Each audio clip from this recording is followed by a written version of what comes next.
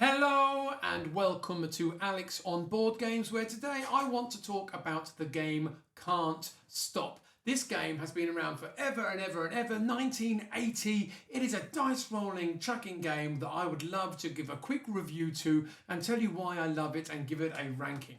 We are talking about Can't Stop. Now, I'm going to tell you a little bit about Can't Stop actually. I'm going to go back here. I'm going to look at this.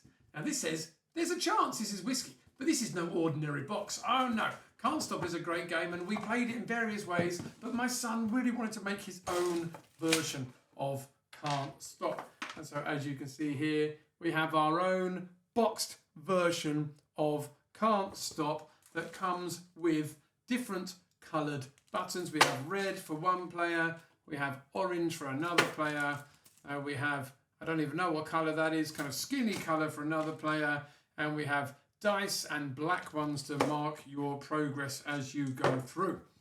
Beautiful, beautiful, beautiful. Why do I love Can't Stop? Now, what is Can't Stop apart from the fact that I love playing it with my son and it's great to have games that you can play as a family and we have our own version. Apart from that, this is a dice push your luck game and it's in the title. You just can't stop. You roll dice. In this game, there are columns that you've got to climb, and the columns could be mountains or various things depending on the version you have.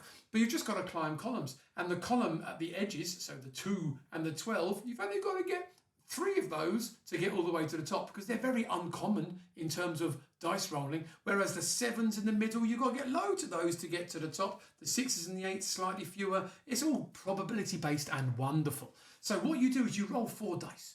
You roll 4 dice and then you split those 4 into 2 pairs and you look at the 2 numbers that have been made by 2 pairs. So say these 2 pairs add up to a 4, these 2 pairs add up to a 7. So you can go up the 4 track and you can go up the 7 track. It is that simple. And then you roll the dice again and you try again, but you're only allowed on 3 tracks at a time. If you look at the picture that is right next to it right now, someone is on the 5, the 6, and the 9 track. So at this point, he's going up 5, 6, and 9. If he rolls his dice, and he cannot have a combination of those dice that gives you a 5, a 6, or a 9. Say he rolled 1, 1, 2, and 2.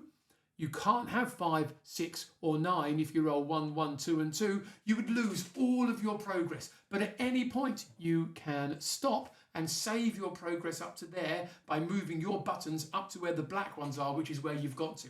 On future turns, you then get to start from higher up. The first person to reach the top of 3 mountains, 3 lines, 3 number lines wins the game. It is so simple, but every single turn you're like, do I take one more roll? I could get to the top here, or do I save? Will someone overtake me? Has someone else got a good chance? Anytime I've got 2 12s or 2 2s, I'm stopping straight away because I know that one good dice roll is going to get me to top, and the chance of doing it straight away, not so great. But sometimes if I'm on the 6, 7 and the 8, if I'm on all 3 of the middle ones, I'm like, I'm just going to keep going and keep going to see how far I can get these 3, because you can get all the way to the top in one turn on the middle ones because the probability is much higher, but you've got a lot of dice rolls to get through to not fail and to not lose at all. Every time, do I roll one more dice? Do I go one more time? And the answer is almost always, yes, I do. And you roll it and you fail. You go, my son, he's much more cautious than I. He goes for a slow progress, whereas I'm like, no, I will get to the top.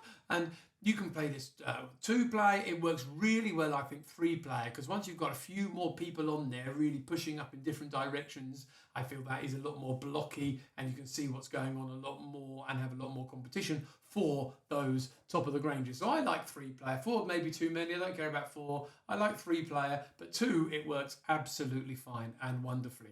It is just such a simple concept. Roll the dice and split them up into 2 sets of 2 and then go up on those tracks if you can. If you can't, lose all your progress. Anytime. I'm going to stop there and I'm going to save my progress to try and go even further next time. What a wonderful, simple, beautiful idea for a game that you could even make yourself if you really wanted to. I love this game. It is Sid Jackson, 1980. This is Can't Stop. Now, when I rank games, I give it 1, 2, 3, 4, or 5 stars. 1 star is, this is a bad game. I don't understand why people like it. 2 stars. I can see why people like it, but I don't.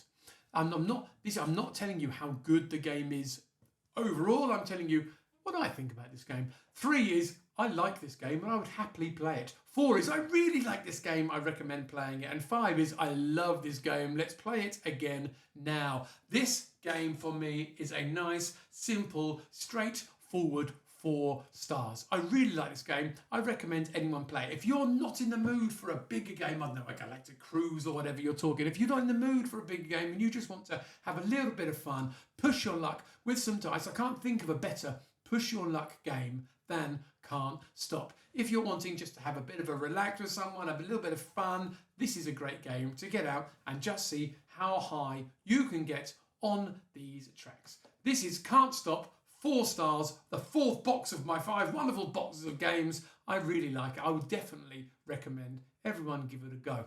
Thank you so much for being here. If you have liked the way that I do a video, I could be talking about my entire board game collection. I'll be going through them to give you a rating of each one. I'll be doing top 10 lists. I'll be doing all the other kind of things. I'm just putting together my favourites of 2025. It's all exciting and wonderful in this world. I look forward to seeing you again very, very, very soon. Thank you very much. This is Alex on Board Games. See you soon, team.